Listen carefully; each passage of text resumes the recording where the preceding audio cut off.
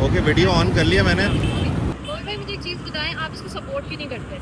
देखो यार, ये हैं फेरल बर्ड्स, ठीक है ना। अगर इनको हम दाना पानी यहाँ पे करते हैं, कितने जमा होगा, ये सारे फ्लैट्स में रहेंगे और फिर ये सांस का प्रॉब्लम क्रिएट करेंगे यहाँ से खाने वाले।